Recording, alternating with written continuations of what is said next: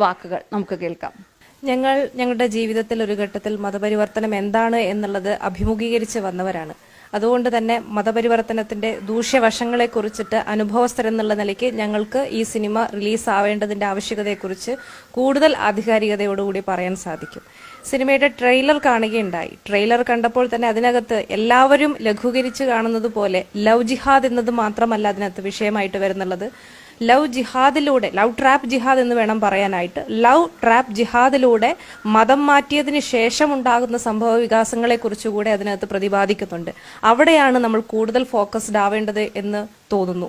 അപ്പോൾ മതപരിവർത്തനത്തിന് ശേഷം ഒരു മനുഷ്യനിൽ ഉണ്ടാകുന്ന വ്യത്യാസങ്ങൾ, അവന്റെ മസ്തിഷ്കത്തിൽ ഉണ്ടാകുന്ന വ്യത്യാസം, അവന്റെ ചിന്തകളിൽ ഉണ്ടാകുന്ന വ്യത്യാസം, അവന്റെ പ്രവർത്തനങ്ങളിൽ ഉണ്ടാകുന്ന വ്യത്യാസമൊക്കെ എത്രത്തോളം ആണ് എന്നുള്ളതിനെ കുറിച്ചുകൂടി ഈ സിനിമ ചർച്ച ചെയ്യുന്നുണ്ട്.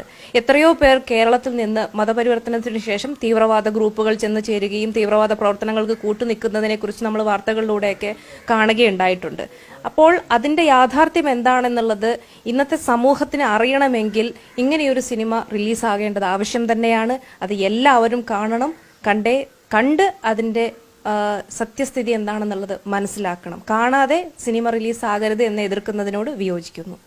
ശ്രുതി ചേച്ചി പറഞ്ഞതുപോലെ തന്നെ ഞാനും ഈ തരത്തിലുള്ള അനുഭവത്തിലൂടെ കടന്നു വന്നതാണ്. അതുകൊണ്ട് തന്നെ അതുമാത്രമല്ല, നമ്മൾ ആർഷവിദ്യാസമാജം പ്രവർത്തകർ ദിനം പ്രതി ഇത്രയേറെ കേസുകളും നമ്മൾ കണ്ടുകൊണ്ടിരിക്കുന്നു, പുതിയതായി നമ്മൾ അറിഞ്ഞുകൊണ്ടിരിക്കുന്നു. അപ്പോൾ ഇതിനെതിരെ ഇതില്ല, ഇത് വെറും കെട്ടുകഥയാണ് എന്നുള്ള തരത്തിലുള്ള കുപ്രചരണങ്ങൾ വരുമ്പോൾ വാസ്തവത്തിൽ നമുക്ക് വളരെയേറെ വിഷമമുണ്ട്. കാരണം മറുതലക്കിൽ ഹൃദയം പൊട്ടിക്കരയുന്ന അച്ഛനമ്മമാരുടെ കണ്ണുനീര് അതിൻ്റെ മുകളിലാണ്, അല്ലെങ്കിൽ അവരുടെ നെഞ്ചത്ത് ചവിട്ടിക്കൊണ്ടാണ് ഈ കണ്ട ആൾക്കാർ ഇത്തരത്തിലുള്ള കുപ്രചരണങ്ങൾ നടത്തുന്നത്. അപ്പോൾ എന്തുകൊണ്ടും ഈ ഒരു കാലഘട്ടത്തിൻ്റെ അനിവാര്യതയാണ് ഈ ഒരു സിനിമ എന്ന് പറയുന്നത്. കാരണം അതിൽ കൊടുത്തിരിക്കുന്ന ആ ഒരു തീം, ഇപ്പം വാസ്തവത്തിൽ നടക്കുന്ന കാര്യങ്ങൾ പറഞ്ഞുകൊണ്ടുള്ളൊരു സിനിമയാണ്. അത് എല്ലാവരും കാണണം എന്ന് തന്നെയാണ് പറയാനുള്ളത്. നമ്മുടെ സമൂഹത്തിൻ്റെ സ്ഥിതി, നമ്മുടെ സമൂഹത്തിൻ്റെ പോക്ക് എങ്ങോട്ടാണ് എന്നുള്ള ഒരു വാസ്തവം എല്ലാവരും അറിഞ്ഞിരിക്കണം. എല്ലാവരും ജാഗ്രത പാലിക്കണം. അവരുടെ മതപരിവർത്തന ലോബികളുടെ എല്ലാ തരത്തിലുള്ള തന്ത്രങ്ങളെ കരുതിയിരിക്കണം, ജാഗ്രത പാലിക്കണം എന്നും ആണ് പറയാനുള്ളത്. ഈ സിനിമ കേരളത്തെ തന്നെ നാണം കെടുത്തുന്നു എന്ന് പറയുന്നവരോട് പറയാനുള്ളത്, ഇവിടുന്ന് ഈ കേരളത്തിൽ നിന്ന് മാത്രം എത്ര പേർ ISIS പോയി എന്നുകൂടി നമ്മൾ ആലോചിക്കേണ്ടതുണ്ട്. അതല്ലേ ശരിക്കും കേരളത്തെ നാണം കെടുത്തുന്നത്? കാരണം ഇത്രയും പേർ കേരളത്തിൽ നിന്ന് തീവ്രവാദ പ്രവർത്തനങ്ങൾക്ക് വേണ്ടി പോയി എന്നുള്ളതല്ലേ കേരളത്തെ നാണം കെടുത്തുന്ന വാർത്ത. അല്ലാതെ യാഥാർത്ഥ്യം ഈ സിനിമയിൽ എന്തു പറയുന്നു എന്നുള്ളത് ട്രെയിലർ മാത്രം കണ്ടുകൊണ്ട് സിനിമ മുഴുവനായും കാണാതെ തീരുമാനിക്കരുത്. അതുകൊണ്ട് സിനിമ മുഴുവനായി കണ്ടിട്ട് വേണം അതിനെ വിമർശിക്കാൻ എന്നൊരു അഭിപ്രായം കൂടിയുണ്ട്. ഇത്രയും പേർ, അതായത് കേരളത്തിൽ നിന്ന് മാത്രം മലയാളികളായിട്ടുള്ള ആൾക്കാർ തീവ്രവാദ പ്രവർത്തനത്തിന് പോകുന്നു എന്നതാണ് കേരളത്തെ നാണം കെടുത്തുന്നത്. അല്ലാതെ ഇത്തരം സിനിമകളുടെ യാഥാർത്ഥ്യം പോലും മനസ്സിലാക്കാതെ ഇത്തരം സിനിമകളാണ് കേരളത്തെ നാണം കെടുത്തുന്നത് എന്ന് പറയുന്നവരോട് വിയോജിപ്പുണ്ട്. മതപരിവർത്തനവും അതുപോലെയുള്ള ഈ ലവ് ട്രാപ്പ് ജിഹാദുമെല്ലാം സംഘപരിവാറിൻ്റെ ഒരു അജണ്ടയാണ് എന്ന് പറയുന്നവരോട് എനിക്ക് പറയാനുള്ളത്, നിരവധി യാഥാർത്ഥ്യങ്ങൾ ഇതുപോലെയുള്ള മതപരിവർത്തനവുമായി ബന്ധപ്പെട്ട് നമ്മുടെ സമൂഹത്തിൽ നടക്കുന്നുണ്ടെന്നും ഇങ്ങനെയുള്ള മതപരിവർത്തനം ചെയ്യപ്പെട്ട കുട്ടികളെ ISIS പോലെയുള്ള തീവ്രവാദ പ്രസ്ഥാനങ്ങളിലേക്കും കൊണ്ടുപോകുന്നുണ്ട് എന്നതിൻ്റെയുമെല്ലാം നിരവധി കണക്കുകൾ ഇൻ്റലിജൻസും അതുപോലെ തന്നെ നമ്മുടെ മുൻ DGPമാരും എല്ലാവരും നടത്തിയ പ്രസ്താവനയിലൂടെയും നമുക്ക് തിരിച്ചറിയാൻ സാധിക്കുന്ന ഒരു കാര്യമാണ്. ഒരു കമ്മ്യൂണിസ്റ്റുകാരൻ്റെ മകളായി ഒരു കമ്മ്യൂണിസ്റ്റ് ഫാമിലിയിൽ ജനിച്ച് എല്ലാ മതങ്ങളും ഒന്നാണെന്ന് ചിന്തിച്ചിരുന്ന ഞാൻ പിന്നീട് ഇസ്ലാം മതത്തിലേക്ക് മതം മാറുകയും 15 വർഷം ഇസ്ലാം മതം ഫോളോ ചെയ്യുകയും പിന്നീട് ആർഷവിദ്യാസമാജത്തിൻ്റെ ഇടപെടലിലൂടെയും തിരിച്ചു വന്നു എന്നതുകൊണ്ട് തന്നെയും ഈ നിമിഷം വരെയും ഞങ്ങൾ കൈകാര്യം ചെയ്യുന്ന നിരവധി കേസുകളിലൂടെയും എനിക്ക് തിരിച്ചറിയാൻ, അല്ലെങ്കിൽ എനിക്കിത് മനസ്സിലാക്കാൻ പറ്റും. എനിക്ക് കേരള സമൂഹത്തിനോട് പറയാൻ സാധിക്കും, തീർച്ചയായിട്ടും മതപരിവർത്തന ശ്രമങ്ങൾ, ഇതുപോലെയുള്ള ലവ് ട്രാപ്പ് ജിഹാദുകളും ഇതുപോലെ ടെററിസത്തിലേക്ക് കൊണ്ടുപോവുകയും ചെയ്ത നിരവധി കേസുകൾ ഇവിടെ നടന്നുകൊണ്ടിരിക്കുന്നു. എനിക്ക് പറയാനുള്ളത്, 2047 ഈ കേരളത്തെ ഒരു ഇസ്ലാമിക രാജ്യമാക്കി മാറ്റും, ഇസ്ലാമിക സ്റ്റേറ്റാക്കി മാറ്റും എന്നുള്ള ഒരു അജണ്ട വളരെ ഈ പൊതുസമൂഹത്തോട് തന്നെ വിളിച്ചു പറഞ്ഞ നേതാക്കന്മാരെ കുറിച്ചെല്ലാം നമ്മൾ കേട്ടിട്ടുണ്ട്, കണ്ടിട്ടുണ്ട്.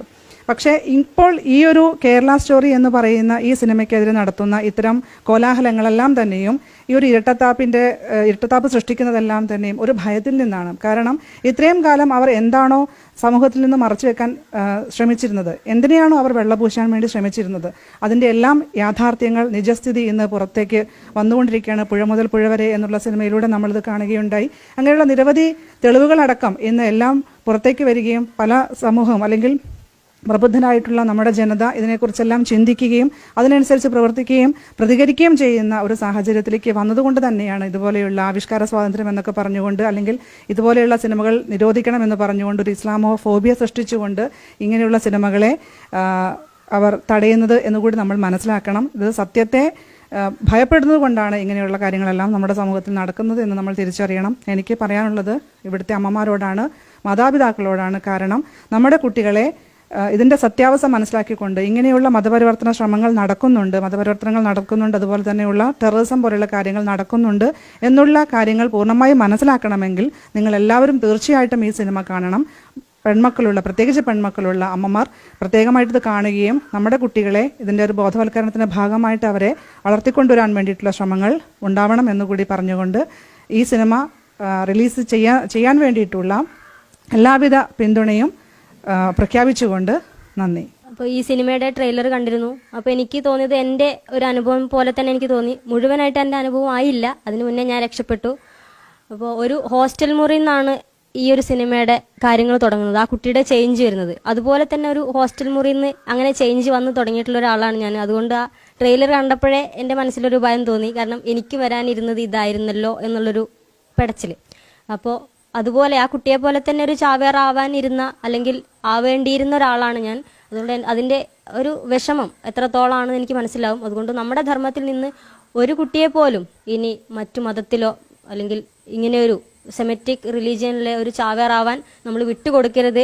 ഒരു പെൺകുട്ടികളും അതിന് പോകരുത്. അതിന് അമ്മമാരും അച്ഛന്മാരും പ്രത്യേകിച്ച് മാതാപിതാക്കൾ ഈ സിനിമ കണ്ടിരിക്കണം. കാരണം നമ്മുടെ വീട്ടിൽ നടക്കാൻ ഇരിക്കുന്ന ഒരു സംഭവമാണ് ഇത്. കാരണം നമ്മുടെ ഒരു വീട്ടിൽ നടന്നാൽ മാത്രമേ നമ്മൾ ശ്രദ്ധിക്കുള്ളൂ. മറ്റു വീടുകളിൽ നടക്കുമ്പോൾ നമ്മളിത് ശ്രദ്ധിക്കുന്നില്ല.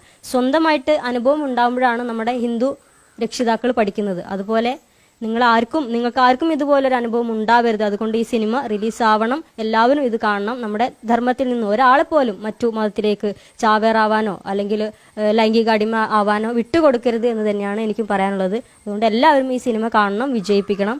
നമ്മുടെ ധർമ്മത്തിന് എതിരെ വരുന്ന ഒരു വെല്ലുവിളിക്കെതിരെ എല്ലാവരും ഒരുമിച്ച് ഒറ്റക്കെട്ടോടെ മുന്നേറണം.